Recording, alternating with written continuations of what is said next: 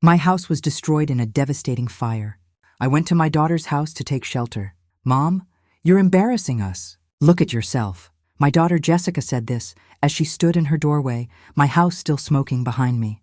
Her husband Kyle shook his head, his expensive watch catching the afternoon light. Our business partners can't see you like this.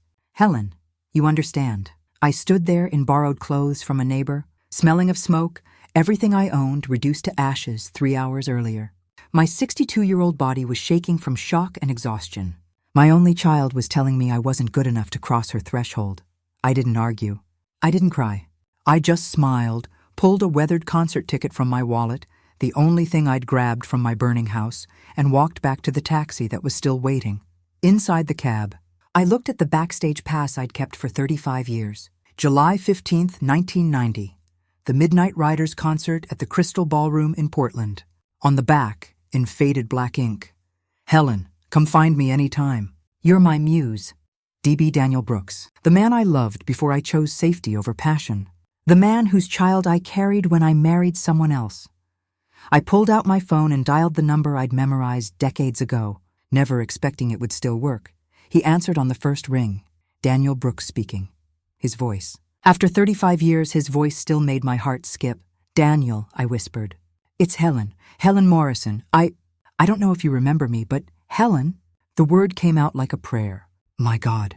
Helen, I've waited 35 years for this call. Let me back up and tell you how I got here. Standing in the parking lot of a budget inn with nothing but the clothes on my back and a phone pressed to my ear, talking to the only man I'd ever truly loved. But before we continue, make sure you're subscribed to the channel and write in the comments where you're watching this video from. We love to know how far our stories travel. My name is Helen Morrison, and until this morning, I lived a quiet, ordinary life in Portland, Oregon. I was a retired elementary school teacher, a widow of 4 years, and the mother of a daughter who had slowly become a stranger to me. The fire started at 6:47 a.m. I know because I was making coffee when I heard the explosion in the garage. Later, the fire chief said it was the water heater, a catastrophic failure of a unit that was 20 years past its replacement date. By the time the fire trucks arrived, half my house was engulfed.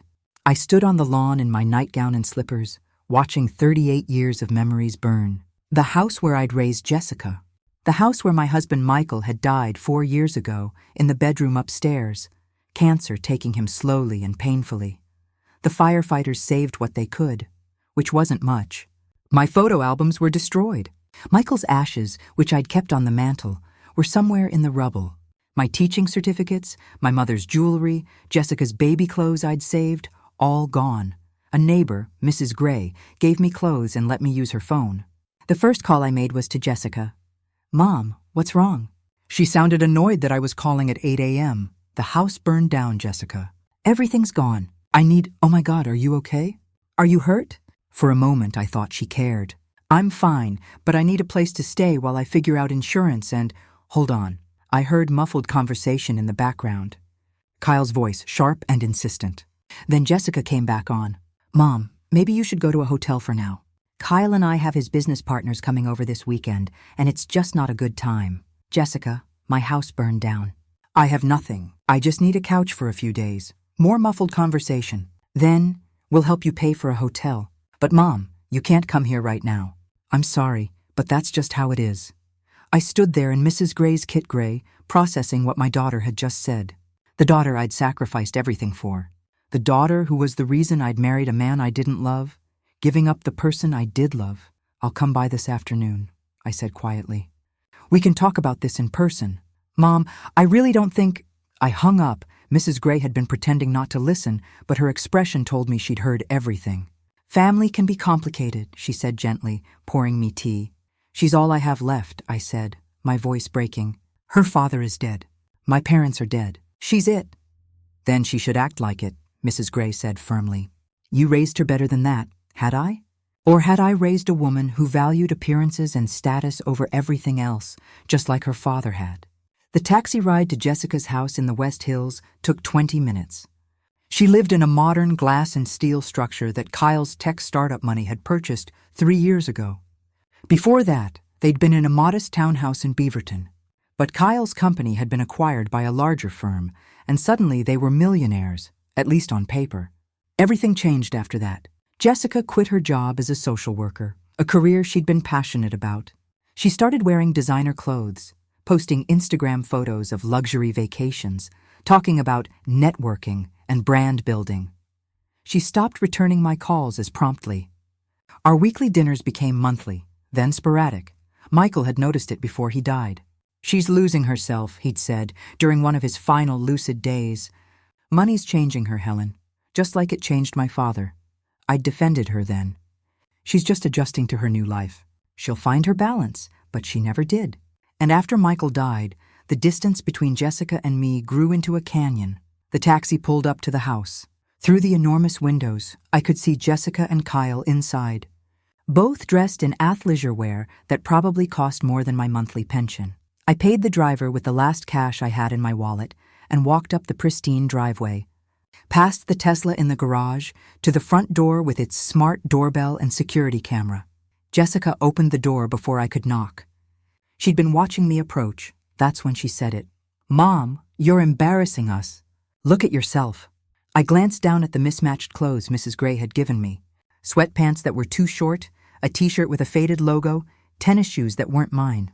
My gray hair was in a messy ponytail, my face bare of makeup, still smudged with soot. Kyle appeared behind her, his hand possessively on her shoulder. "Helen, we understand this is difficult, but Jessica and I have carefully cultivated a certain image. My business partners are coming this weekend for a crucial meeting. They're considering investing in my new venture. We can't have you here right now. Surely you understand. My house burned down 6 hours ago," I said slowly, making sure they heard each word. "Everything I own is gone. I came to my daughter, my only family, for help. And you're telling me I'm not welcome because I don't fit your aesthetic?" Jessica's face flushed. "That's not fair, Mom. We're offering to help. We'll pay for a nice hotel. We'll help with expenses. We're not abandoning you, just rejecting me when I need you most." "You're being dramatic," Kyle said, his tone dismissive. "It's a temporary inconvenience. Get a hotel room, contact your insurance company, and in a few weeks, this will all be sorted out. There's no reason to make this into some family crisis." I looked at my daughter, searching her face for the little girl who used to climb into my lap when she was scared, who'd cried on my shoulder after her first heartbreak, who'd asked me to help her pick out her wedding dress. That girl was gone. In her place stood a stranger who'd learned to value the wrong things. "You're right," I said quietly. "This isn't a family crisis. Because clearly we're not family anymore." Jessica's eyes widened. "Mom, don't be like that." But I was already walking away, back to the waiting taxi, my hand clutching the one thing that mattered now, a 35-year-old concert ticket with a faded promise on the back. The taxi driver, a kind Sikh man named Harpreet, had waited as I'd requested. "Where to?" he asked gently. "Budget Inn on 82nd, I said, then added, "Can you wait for me to make a phone call first?" He nodded, lowering the meter. "Take your time, ma'am." That's when I called Daniel. And now, standing in that parking lot, I listened to him breathe on the other end of the line. Both of us processing the fact that after 35 years, we were talking again. "Helen," he said again, and I could hear the smile in his voice. "I can't believe it's really you." "Tell me this isn't a dream." "It's not a dream. It's more like a nightmare that suddenly got a little bit better." "What happened? Are you okay?" And suddenly everything poured out. The fire, the loss, Jessica's rejection, the way my life had collapsed in the span of 6 hours. I told him things I hadn't planned to say, my voice breaking as I described standing on my daughter's doorstep and being turned away. "Where are you right now?" Daniel asked when I finally stopped talking. "A Budget Inn parking lot on 82nd Avenue in Portland." "Stay right there. Don't move. I'm coming to get you." "Daniel, you don't have to." "Helen, I've regretted letting you go for 35 years. I'm not making that mistake again. Give me 4 hours. I'm leaving right now. Where are you?" "Malibu, but I'll drive through the night if I have to. Just promise me you'll wait." I looked at the Budget Inn, at the neon sign promising rooms for $49 a night, at my reflection in the taxi window, a 62-year-old woman who looked every day of her age, with nothing to her name but borrowed clothes and broken dreams. "I'll wait," I whispered. "I'm on my way. Helen, I'm finally on my way back to you." He hung up. And I stood there for a long moment, the concert ticket still in my hand. The paper was soft from decades of being handled, read, memorized. I'd pulled it out countless times over the years, especially in my darkest moments with Michael, wondering what my life would have been like if I'd chosen differently. Now I was about to find out. Harpreet drove me to the Budget Inn, refusing to accept payment. "Today you lost your home," he said firmly. "Today I give you a free ride. Tomorrow will be better." I checked into a room that smelled of industrial cleaner and old carpet. The bed was hard, the TV was from the 1990s, and the view was of the parking lot. But it was shelter, and after the morning I'd had, shelter was everything. I lay on the bed, staring at the water-stained ceiling, and let myself think about Daniel Brooks for the first time in years. Really think about him, not just the fantasy version I'd created in my memory, but the real man I'd loved when I was 27 years old. I met Daniel in the summer of 1989. I was working as a waitress at a music venue called the Crystal Ballroom, putting myself through college to get my teaching degree. Daniel's band, the Midnight Riders, was playing a weekend residency. He was 29, with long dark hair he wore in a ponytail, intense amber eyes, and hands that moved like magic on his guitar. I was captivated from the moment he walked into the venue for sound check. "What's good here?" he asked me, studying the limited menu. "Nothing," I admitted. "But there's a Thai place 3 blocks away that's incredible," he grinned. "Want to show me after the show?" That was it. That was how it started. That first night turned into 3 nights, then a week, then 3 months of the most intense, passionate relationship I'd ever experienced. Daniel was everything I'd never allowed myself to want. He was creative, spontaneous, completely broke, utterly committed to his music, and convinced that the Midnight Riders were going to make it big. He lived in a tiny apartment with 2 of his bandmates, owned almost nothing, and didn't care about conventional measures of success. My parents hated him. "He's 30 years old and plays in bars," my mother said. "He has no future, Helen. You're a smart girl. You can do better." But when I was with Daniel, I felt alive in a way I'd never felt before. He wrote songs about me. He taught me to appreciate music not just as background noise, but as art, as emotion, as truth. He made me laugh until I cried. He made love like every time might be the last time. And then I got pregnant. I was on birth control, but nothing is 100% effective. I missed my period in October 1989, took a test at a Planned Parenthood clinic, and stared at the positive result in numb shock. I was 27, still in school, working part-time. Daniel was barely making rent playing in bars. The band was trying to get a record deal, but nothing had materialized. We'd been together less than a year. I didn't tell him immediately. I needed time to think, to figure out what I wanted. And while I was thinking, Michael Morrison appeared in my life. Michael was a customer at the restaurant where I'd started working day shifts. He was 35, an accountant, stable and kind and boring in the best possible way. He asked me out and I said no. He asked again. I said no. He kept asking, always polite, always respectful. "I know you're seeing someone," he said finally. "But if that ever changes, I want you to know I'm interested." "I think you're remarkable, Helen." 2 weeks after I found out I was pregnant, Daniel came to my apartment at midnight, drunk on cheap whiskey and disappointment. The record label had passed on the band. Their manager had quit. 2 of the other band members wanted to call it quits, get real jobs, move on with their lives. "I can't give up," Daniel said, sitting on my couch with his head in his hands. "Music is all I have, Helen. It's all I'm good at. If I quit now, I'm admitting my entire 20s were a waste." "You're not a waste," I said, holding him. "Your music matters. You matter. But when does it pay off? When do I get to stop struggling and just live? When do I get to have a real life?" He looked up at me, those amber eyes full of desperation. "I love you, Helen, but I can't ask you to wait around while I chase this dream. It's not fair to you." That's when I knew I couldn't tell him about the baby. If I told him, he'd give up music. He'd get a regular job, marry me out of obligation, and spend the rest of his life resenting me for the dreams he'd sacrificed. I'd watched my father do that to my mother, give up his art to provide for his family, becoming bitter and distant in the process. I couldn't do that to Daniel, and I couldn't do that to myself. So I made a choice.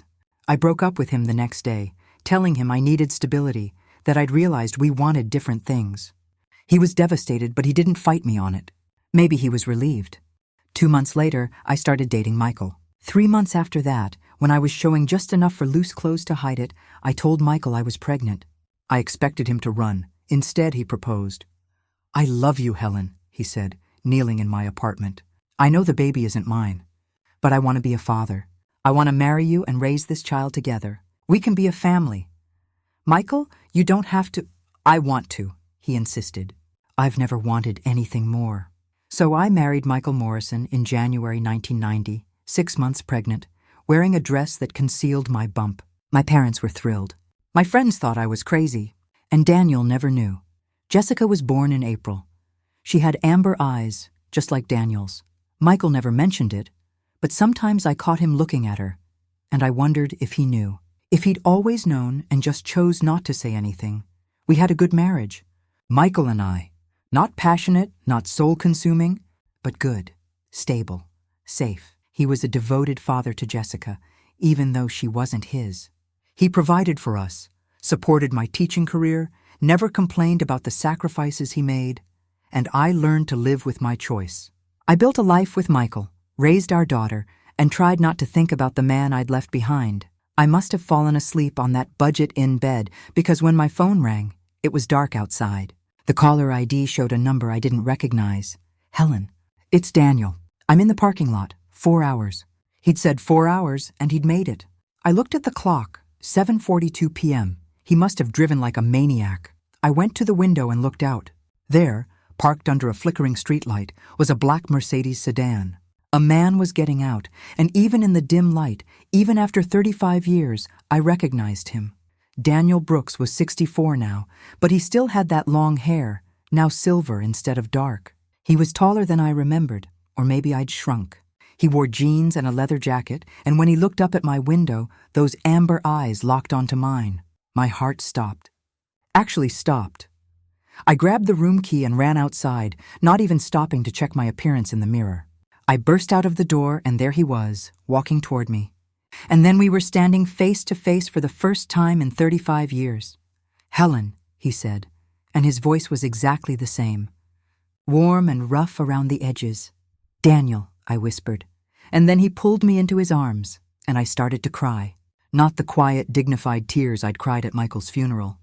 Loud, ugly, broken sobs that shook my entire body. 35 years of regret, 4 years of widowhood, 6 hours of rejection from my daughter. It all came pouring out. Daniel held me through it, his hand stroking my hair, his voice murmuring comfort. "I've got you," he kept saying. "I've got you now, Helen. I'm not letting go." When I finally pulled back, embarrassed by my breakdown, he cupped my face in his hands and studied me with such intensity that I felt exposed. "You're even more beautiful than I remembered," he said. I laughed through my tears. "I'm 62 years old and I look like I've been through hell. You've always been beautiful." "Time hasn't changed that," he smiled. "Though I have to say, I preferred your hair longer. I preferred yours darker." We both laughed, and it felt like coming home. "Come on," he said, taking my hand. "Let's get you out of here. Have you eaten?" "No, but Daniel, I can't just—" "Yes, you can. We have 35 years to catch up on, Helen. And I'm not spending another minute of it in a budget-in parking lot. Unless you want to?" I looked back at the motel room, at the life I'd been reduced to in the span of one terrible day. Then I looked at Daniel, at the man I'd never stopped loving, even when I'd convinced myself I had. "No," I said. "I don't want to stay here." "Good, because I'm taking you home." We drove through the night, Daniel and me, the Oregon Coast Highway stretching before us like a ribbon of possibilities. He'd booked us a suite at the Salishan Resort in Glenadin Beach, about 2 hours from Portland. "I need to get you away from that city," he'd said. "Give you space to breathe before we head to California." The suite was more than I could process. Floor-to-ceiling windows overlooking the Pacific, a fireplace, a bathroom bigger than my budget-in room had been. Daniel ordered room service, crab cakes, salmon, a bottle of wine, and we sat on the balcony, wrapped in the resort's plush robes, listening to the waves crash below. "Tell me everything," Daniel said. 35 years. Start anywhere. So I did. I told him about finishing my teaching degree, about my career at Bridal Mile Elementary, about retiring 3 years ago. I told him about Michael's cancer diagnosis, the 2-year battle that ended 4 years ago.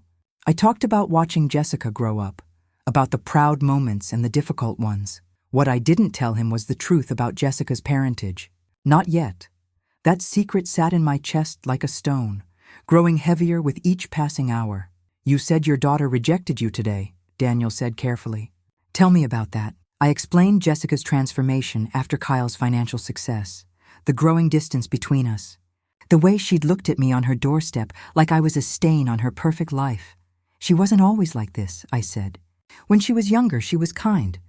She wanted to be a social worker, to help people. She volunteered at homeless shelters, advocated for foster children. I was so proud of who she was becoming. What changed? Money, status, Kyle.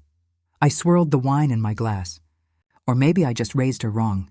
Maybe I was so busy being stable and safe that I forgot to teach her what really matters. You didn't raise her wrong, Daniel said firmly. People make their own choices. You taught her what you could.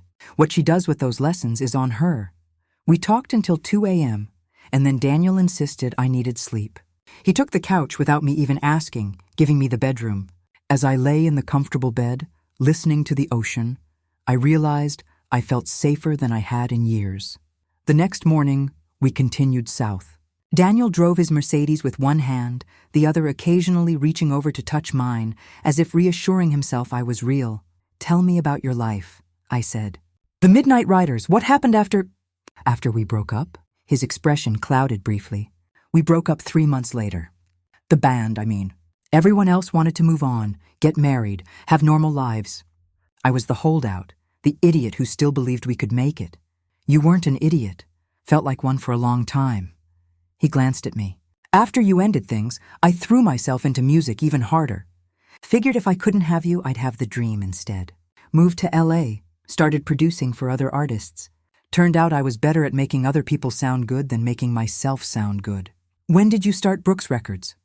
1995.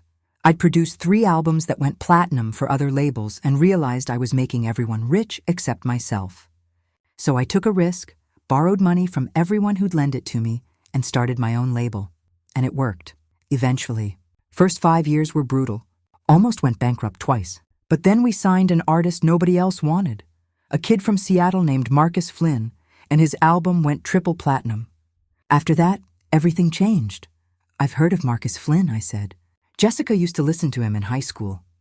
The irony wasn't lost on either of us. My daughter had listened to music produced by her biological father, never knowing the connection. Brooks Records has produced 15 Grammy-winning albums now, Daniel continued.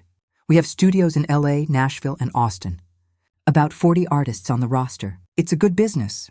You did it, I said softly. You made the dream real. Yeah.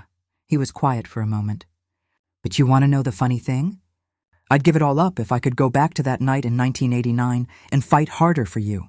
If I'd known you were going to marry someone else 2 months later, I would have gotten on my knees and begged you to stay. The guilt crashed over me in a wave. He didn't know. He didn't know that I'd been pregnant, that I'd made the choice to protect his dream at the cost of my own happiness. Daniel, there's something I need to tell you. We're here, he interrupted, turning off the highway onto a winding road that climbed into the Malibu hills. The something could wait. It had already waited 35 years. Daniel's house was perched on a hillside with a view that made my breath catch. Modern architecture, all glass and clean lines, but warm somehow, not cold and sterile like Jessica's house. Welcome home, Daniel said, pulling into the garage next to a vintage motorcycle and another car. For as long as you want to stay. A woman in her 50s appeared from the house, smiling warmly. Mr. Brooks, welcome back. And this must be Helen. Helen, this is Consuela. She manages the house and keeps me from living like a complete bachelor. Consuela laughed. He exaggerates. But yes, I cook, clean, and make sure he remembers to eat something besides takeout. Ms. Helen, Mr. Brooks told me about your situation. I've prepared the guest suite for you. If you need anything, clothes, toiletries, anything at all, just let me know. The guest suite was larger than my entire house had been. A king bed, sitting area, private bathroom with a soaking tub, and a balcony overlooking the Pacific. Consuela had already stocked the closet with clothes in my size. How did you know my size? I asked Daniel. I asked what you were wearing when I picked you up, then had my assistant order everything from Nordstrom. She had it delivered this morning. He smiled. Perks of having money. You can solve some problems with a phone call. After Consuela left, Daniel gave me a tour. The house was full of music memorabilia, gold records on the walls, guitars in stands, a grand piano in the living room. But it also felt lived in, comfortable. Books everywhere, plants on the balconies, photos of people I didn't recognize. Family? I asked, pointing to a photo of Daniel with an older couple and a young woman. My parents and my sister, Maria. This was taken about 10 years ago, before Dad died. Mom's in a care facility in San Diego now. Dementia. Maria visits her regularly. I'm sorry. It's life. We all get old if we're lucky. He touched my shoulder. Helen, I need to ask you something, and I want you to be honest. My heart rate spiked. Okay. Why did you really end things 35 years ago? You told me you wanted stability, but I've spent 3 decades wondering if there was something else. Something you weren't telling me. I looked into those amber eyes, and I knew the moment had come. I couldn't keep lying, not to him, not anymore. Can we sit down? I asked. We went to the living room, settling on a couch that faced the ocean view.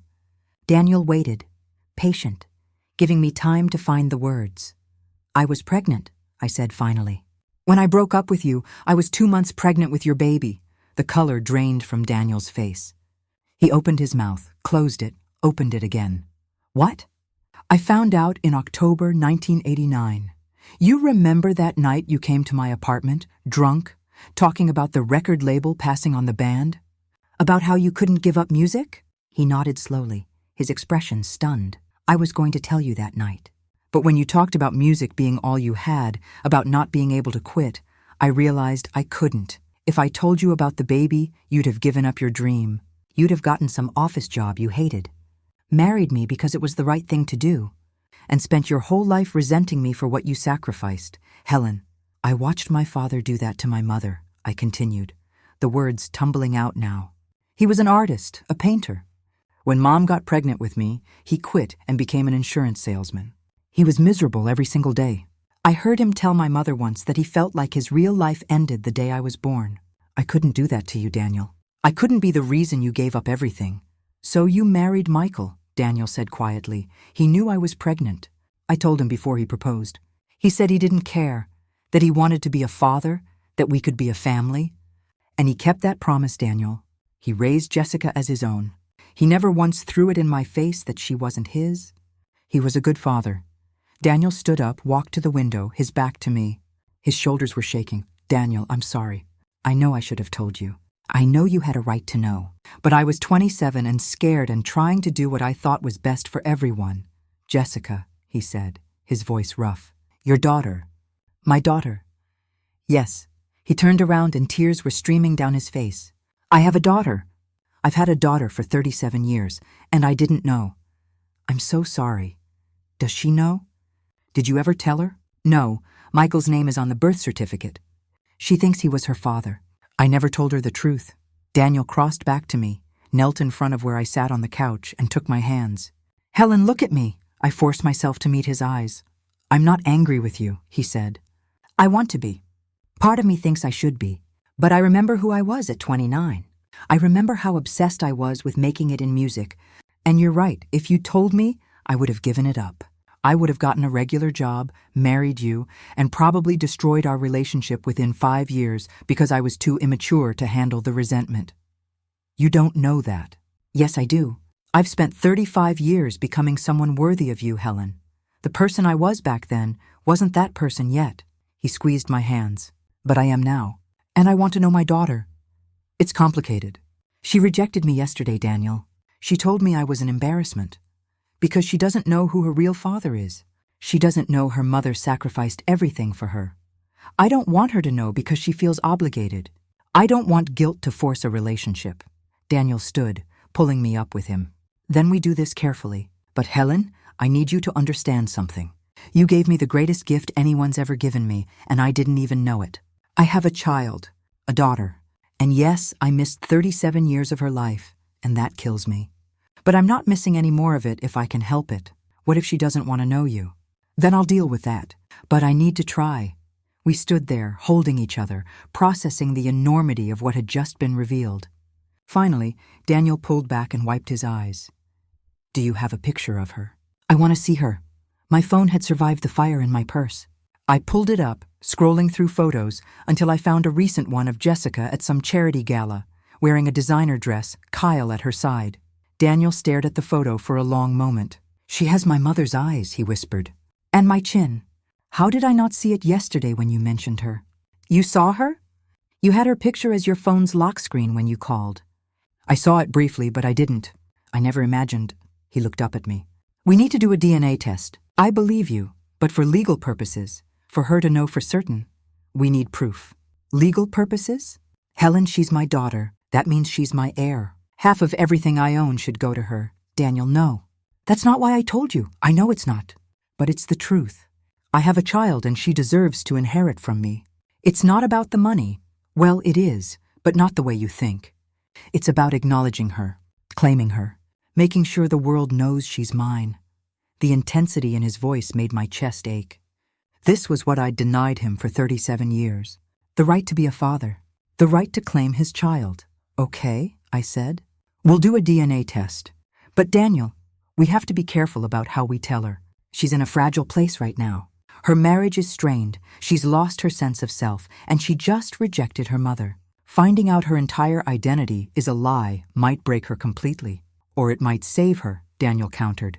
Maybe knowing the truth is exactly what she needs. Over the next few days, I settled into a routine at Daniel's house. Consuela made sure I had everything I needed. Daniel's assistant helped me deal with the insurance company, file police reports for lost documents, and start the process of rebuilding my identity from ashes. But mostly, Daniel and I talked. 35 years of conversation compressed into long days and longer nights. We talked about music, about teaching, about regrets and triumphs, and all the small moments that make up a life. And we fell in love again. Or maybe we'd never fallen out of love. Maybe we'd just been waiting for the universe to bring us back together. I never married, Daniel told me one evening as we watched the sunset from his deck. Came close twice, but I always found reasons to back out. My sister said I was impossible to please. Maybe you were. Or maybe I was comparing everyone to a memory. He looked at me. Helen, I know this is fast. I know we've only been back in each other's lives for a few days.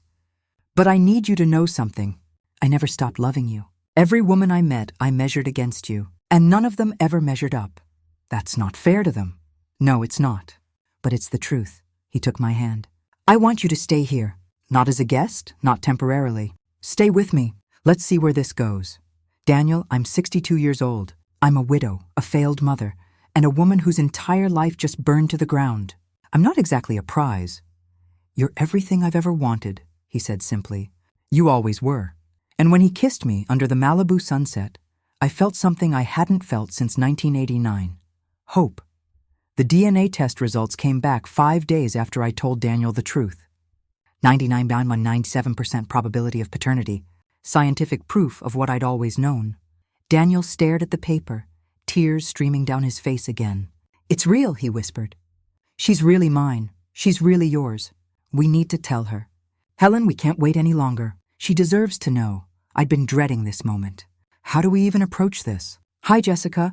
Sorry I rejected you when your house burned down, but by the way, your dead father isn't actually your father, and this stranger you've never met is your real dad. We tell her the truth, Daniel said. We tell her everything, and we let her decide how she wants to handle it. What if she doesn't believe us? We have the DNA test. What if she's angry? What if she never wants to speak to either of us again? Daniel put his hands on my shoulders. Helen, you're afraid, I get it. But hiding the truth didn't protect her. It just delayed the inevitable. And maybe, just maybe, this is the wake-up call she needs. Finding out who she really is might help her remember who she wants to be. He was right, but that didn't make it easier. Okay, I said. We'll tell her. But I want to be the one to make the first contact. I'm her mother. This needs to come from me, Daniel nodded. Whatever you think is best. I picked up my phone, stared at Jessica's number for a long moment, and then typed a message. Jessica, we need to talk. I'm staying with a friend in California. There's something important I need to tell you about your father.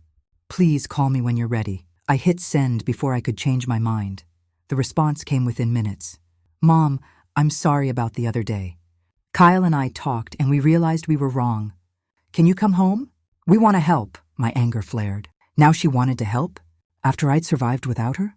After I'd found my way back to Daniel? I typed back, this isn't about that. This is about your father, your biological father. We need to have a conversation, preferably in person. Long pause. Then, what are you talking about? Dad died 4 years ago. Michael raised you. He loved you. But he wasn't your biological father. I need to explain everything, but not over text. Can you fly to Los Angeles? I'll pay for the ticket. Another long pause. Then, I'm calling you right now. My phone rang. I looked at Daniel, who nodded encouragingly. I answered, Mom, what the hell is going on? Jessica's voice was sharp, scared. What do you mean Michael wasn't my biological father? I mean exactly that, sweetheart. Michael was a wonderful father who chose to raise you as his own. But your biological father is someone else. Someone I knew before Michael. Someone I loved. Who? I looked at Daniel, and he mouthed, Tell her. His name is Daniel Brooks. He's a music producer in Los Angeles. And before you ask, yes, I have proof. We've done a DNA test. It's certain. Silence on the other end. Then, Daniel Brooks? The Daniel Brooks? Brooks Records? Yes. Oh my God, Mom, do you know what this means? Kyle's been trying to get a meeting with Brooks Records for his new app project. If Daniel Brooks is my father, that's... Jessica, I cut her off, my heart sinking. This isn't about business connections. This is about your identity, your family, your... I need to meet him. When can I meet him? And just like that, I knew exactly why Jessica was interested. Not because she wanted to know her father, not because she was curious about her origins, but because Daniel Brooks had money and connections that could benefit her husband's latest scheme. We'll arrange something, I said coldly. I'll call you back. I hung up before she could respond. Daniel's expression was pained. She just sees the opportunity, doesn't she? Welcome to modern motherhood, I said bitterly, where your daughter only values you for what you can provide. Maybe I'm wrong about this. Maybe telling her was a mistake. No, I said firmly. She deserves to know the truth. What she does with it is her choice. But at least now she knows. Daniel pulled me into his arms. We'll get through this, together. And for the first time since my house burned down, I believed him. Jessica arrived in Los Angeles 3 days later. Daniel sent a car to pick her up from LAX, but she insisted on taking an Uber to his house. I don't want to feel obligated, she'd told me over the phone, which I found darkly ironic given her eagerness to meet her newly discovered wealthy father. I watched from the living room window as the Uber pulled up. Jessica stepped out wearing designer jeans and a cashmere sweater, her hair perfectly styled, looking every inch the West Hills housewife she'd become. Kyle wasn't with her, which I considered a small mercy. Daniel stood beside me, and I felt his hand trembling slightly in mine. I'm about to meet my daughter for the first time, he whispered. How do I do this, Helen? What do I say? You be yourself, I said. That's all you can do. When Jessica knocked, she didn't ring the doorbell. Just knocked like she was asserting some small act of independence. I opened the door. For a moment, mother and daughter just looked at each other. It had been less than 2 weeks since the fire, but it felt like a lifetime. Hi, Mom, Jessica said quietly. Hi, sweetheart. Come in. She stepped inside, her eyes immediately scanning the house with the same appraising look she'd developed since marrying Kyle. I watched her take in the art on the walls, the expensive furniture, the view that probably cost more than her own house. And then she saw Daniel. He'd dressed carefully for this meeting. Nice jeans, a button-down shirt, his hair pulled back. He looked distinguished, successful, but not intimidating. He'd wanted to look approachable for his daughter. Jessica froze. For several seconds, she just stared at him. Then she raised a hand to her mouth. Oh my God, she whispered. The eyes. I have your eyes. Daniel smiled, and I saw tears forming. You have my mother's eyes. She'd have loved to meet you. They stood there 6 feet apart, studying each other like archaeologists examining a newly discovered artifact.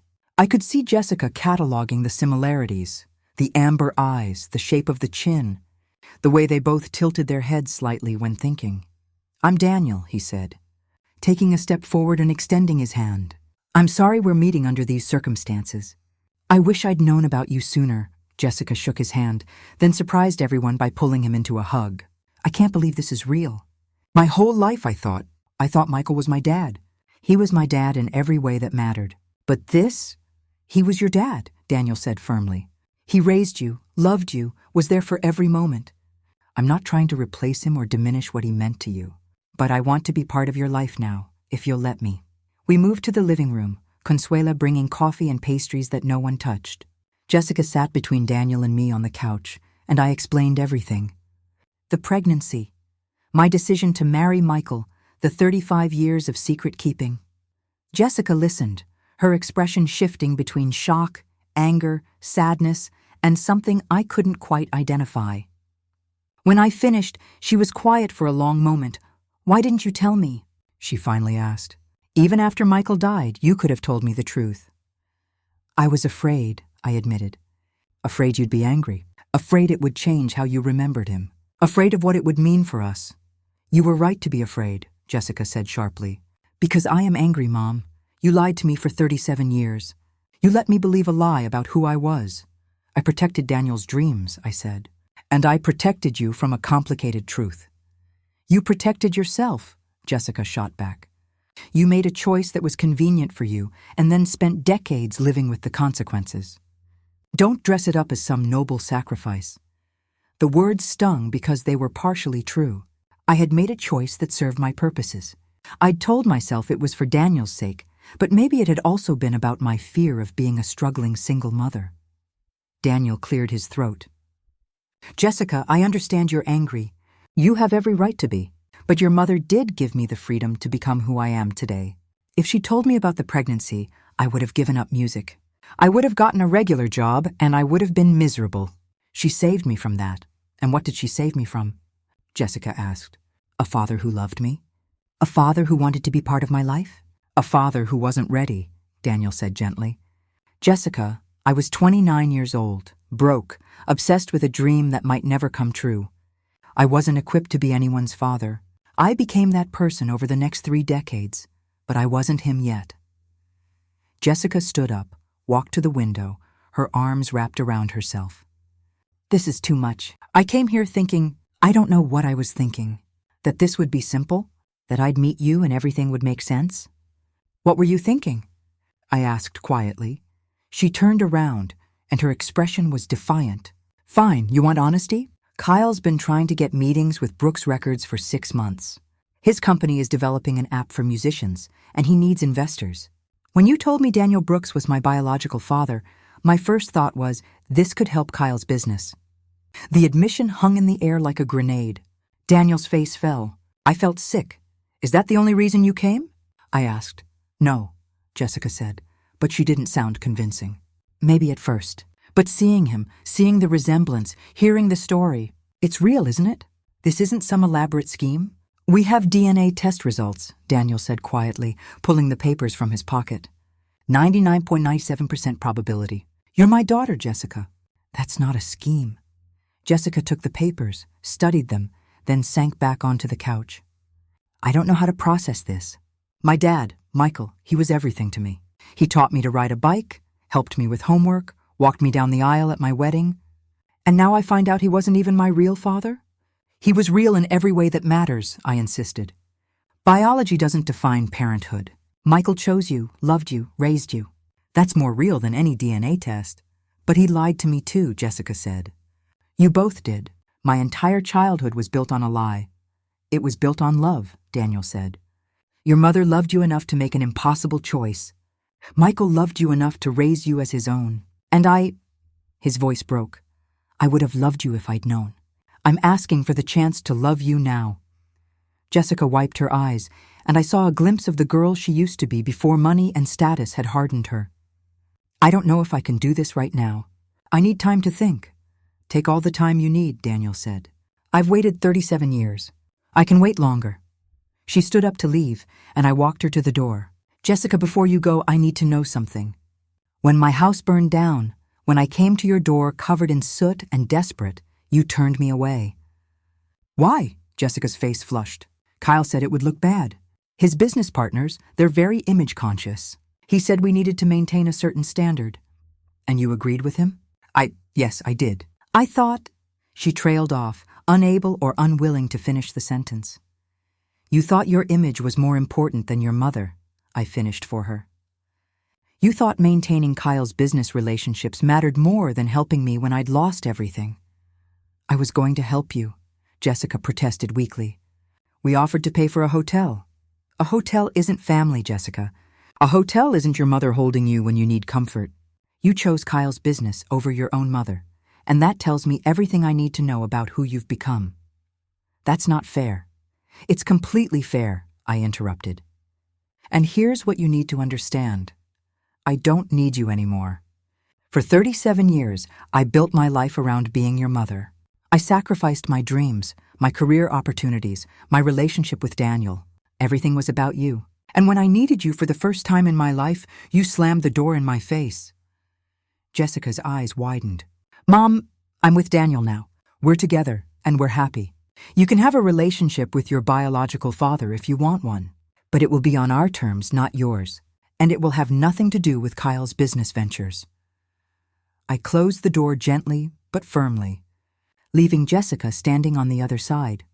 When I turned around, Daniel was watching me with an expression I couldn't quite read. That was harsh, he said. It was honest, I replied. She needed to hear it. What if she doesn't come back? Then she doesn't come back. Daniel, I spent 37 years being afraid of losing her. I'm not afraid anymore. I lost her the day she chose status over family. Now I get to choose what kind of relationship, if any, I want with her. He pulled me into his arms. You're amazing, you know that? I'm tired, I corrected. Tired of being taken for granted. Tired of sacrificing myself for people who don't appreciate it. Then stop sacrificing, he said. Start living for yourself. Start living for us. Over the next 2 weeks, Jessica called 3 times. The first call was defensive, angry, accusing me of being selfish. I let her vent and then calmly told her I loved her but wouldn't tolerate being disrespected. She hung up on me. The second call was more measured. She asked questions about Daniel, about his business, about what kind of relationship he wanted with her. I gave honest answers and made it clear that any relationship would be separate from Kyle's business interests. She seemed disappointed but didn't hang up this time. The third call came at 11 p.m. on a Thursday. I almost didn't answer, but something made me pick up. Mom? Jessica's voice was small, broken. Kyle left me. I sat up in bed, Daniel stirring beside me. What happened? He said I'm not the woman he married anymore. He said ever since the fire, ever since you left, I've been different, difficult. He said he needs a partner who supports his vision, and I'm not that person anymore. She started crying. He moved out yesterday. He took half our savings and left me with the mortgage. Mom, I'm so scared. My first instinct was to comfort her, to rush to her aid, to be the mother I'd always been. But something stopped me. A voice in my head, maybe Daniel's, maybe my own, whispered, she needs to learn. She needs to feel the consequences of her choices. I'm sorry you're going through this, I said carefully. Divorce is painful. Can I come stay with you? Just for a little while until I figure things out? I'm living with Daniel in Malibu. It's his house, not mine. I'd need to ask him. Please, Mom, I don't have anywhere else to go. Daniel, now fully awake, leaned close to hear. I looked at him and he nodded slightly. You can come, I said. But Jessica, there are conditions. You come as my daughter, not as Kyle's ex-wife looking for connections. You come willing to get to know Daniel as your father, not as a business opportunity. And you come willing to do the work of rebuilding our relationship, which means acknowledging how you hurt me. Silence. Then, okay, I'll try. Trying isn't enough. You either commit to this or you don't. I commit, she whispered. I'm so sorry, Mom. I'm sorry for everything. Jessica arrived 2 days later, driving her Tesla, pulling up with 3 suitcases and puffy eyes from crying. Daniel and I met her at the door, and this time, when she saw us together, really saw us as a couple, something in her expression softened. You look happy, she said to me. Happier than I've seen you in years. I am happy, I said simply. We settled into an uneasy routine.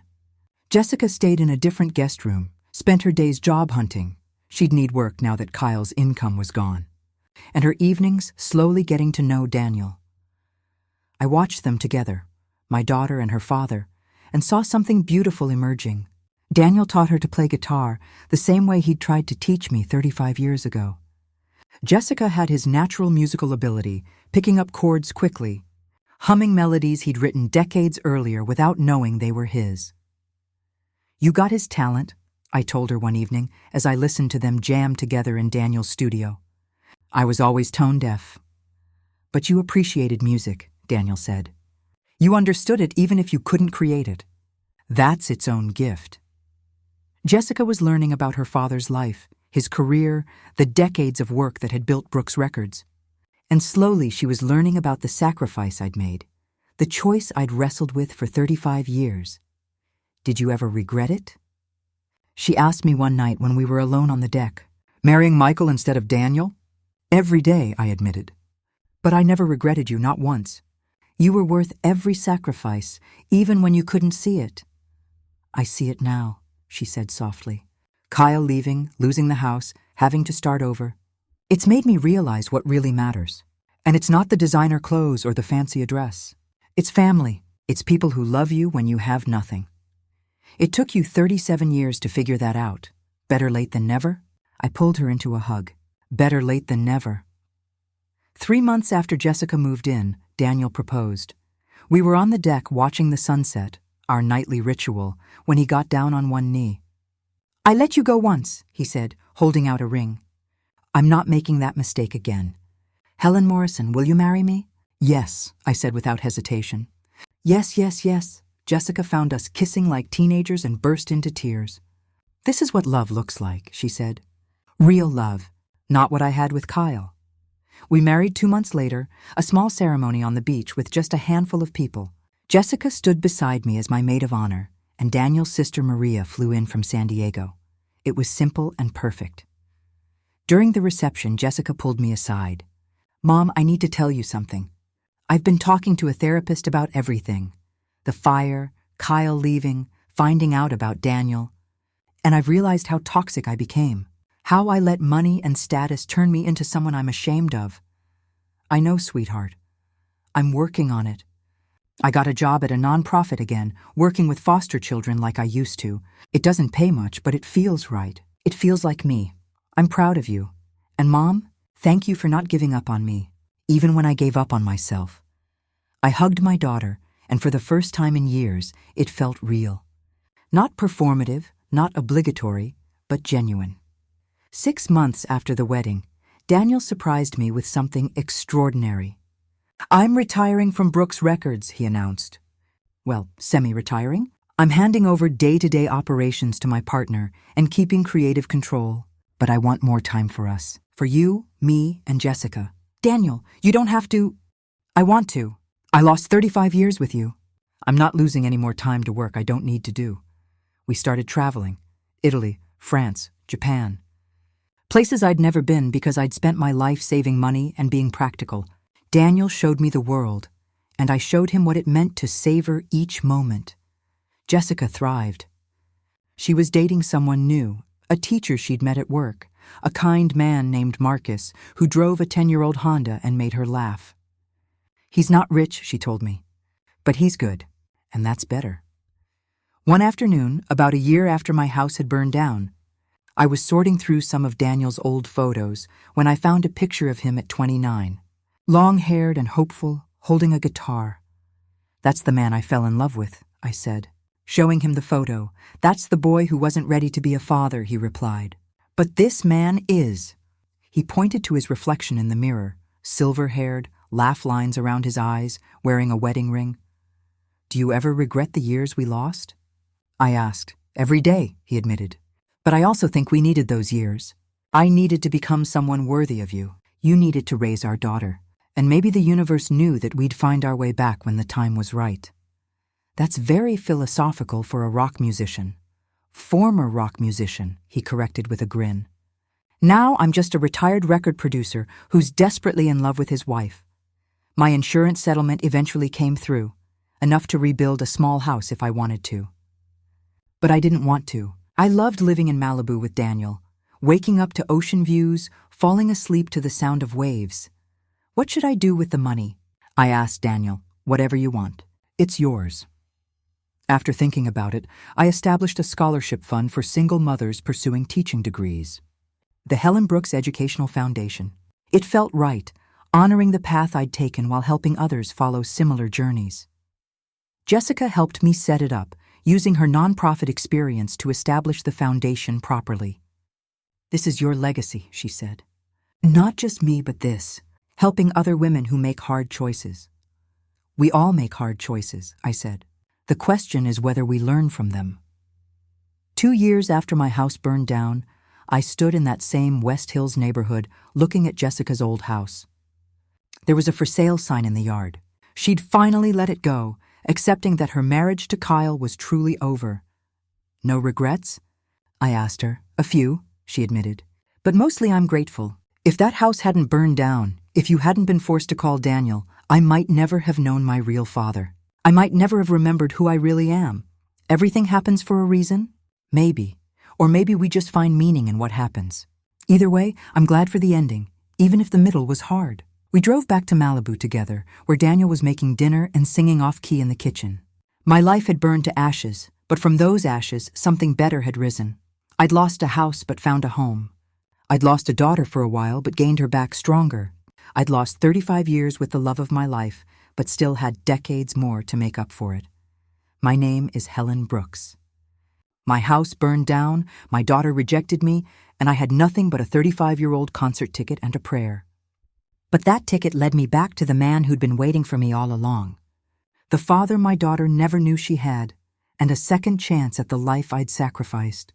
Sometimes, you have to lose everything to find what was yours all along. And sometimes, the man you left behind is the one who saves you in the end. If this story moved you, please don't forget to like and subscribe. Your support helps me continue sharing stories that uncover the hidden truths of everyday life. There are so many more untold stories waiting to be revealed. Thank you for being here. Now tell me, what would you have done if you were in their place? I'd love to hear your thoughts. Please share them with me in the comments below. On the screen, you can see 2 more life stories I strongly recommend. There are many more waiting on my channel.